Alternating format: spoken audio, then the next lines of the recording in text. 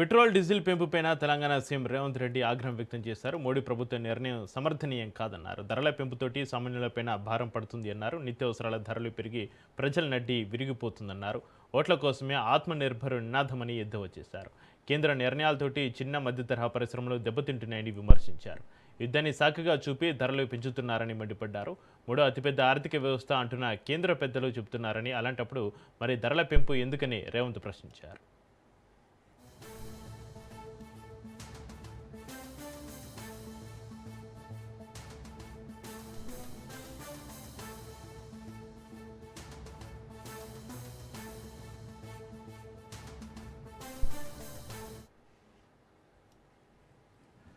Petrol diesel పెంపుపైన Telangana CM Revanth Saidulu ఫోన్లు అందిస్తారు. సైదులు చక్రి పెట్రోల్ డీజిల్ రేట్లు పెంచడంపై ఎక్స్ వేదికగా కొద్దిసేపటి క్రితమే సీఎం రేవంత్ రెడ్డి స్పందించారు. అనేక అంశాలు అందులో పొందుపరిచారు.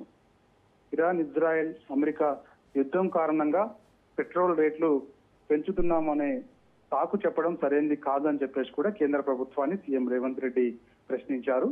సో పెట్రోల్ డీజిల్ రేట్లు పెంచడం వల్ల సామాన్య ప్రజలపై భారం పడుతుంది, అనేక ఇబ్బందులు పడాల్సిన పరిస్థితి వస్తుంది. ఇప్పటికే నిత్యావసర ధరలు పెరిగి అనేక ఇబ్బందులు పడుతున్నారు. ఇలాంటి సమయంలో పెట్రోల్ డీజిల్ పెంచడం సరైనది కాదు అని చెప్పేసి కూడా ఆయన ఎక్స్ వేదికగా కేంద్ర ప్రభుత్వాన్ని ప్రశ్నించారు.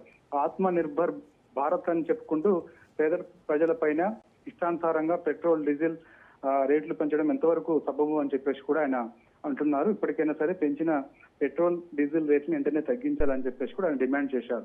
కాబట్టి సో కేంద్ర ప్రభుత్వం అనేక సార్లు ఇప్పటికీ పెట్రోల్ డీజిల్ రేట్లు పెంచుతుందని చెప్పేసి కూడా ఆయన అన్నారు. సో ఇప్పటికైనా సరే ఈ నిర్ణయాన్ని వెనక్కి తీసుకోకపోతే మాత్రం దేశవ్యాప్తంగా ప్రజలందరూ కూడా రోడ్డుపైకి వచ్చి తెలియజేసే అవకాశం ఉందని, ఇటీవల జరిగినటువంటి 4 రాష్ట్రాలు ఒక కేంద్ర పాలిత ప్రాంత ఎన్నికల ముందు మోదీ ప్రభుత్వం పెట్రోల్ ధరలు పెంచమని చెప్పినప్పటికీ సో ఫలితాలు వచ్చి 10 రోజులు కూడా గడవక ముందే పెట్రోల్ డీజిల్ పైన 3 రూపాయలకి పైగా పెంచడం ప్రజల నమ్మకాన్ని వంచడమే అవుతుందని చెప్పేసి కూడా ఆయన ఎక్స్ వేదికగా ప్రభుత్వాన్ని ప్రశ్నించారు. కేవలం ఓట్ల కోసం, ఎన్నికల్లో విజయం కోసం మోదీ అబద్ధాలు చెప్తున్నారని ప్రజలు భావిస్తున్నారు. ఇది విశ్వాసఘాతకం అవుతుందని చెప్పేసి కూడా ఆయన కేంద్ర ప్రభుత్వాన్ని ప్రశ్నించారు. ఈ పరిస్థితుల్లో ఇరాన్, ఇజ్రాయెల్ యుద్ధాన్ని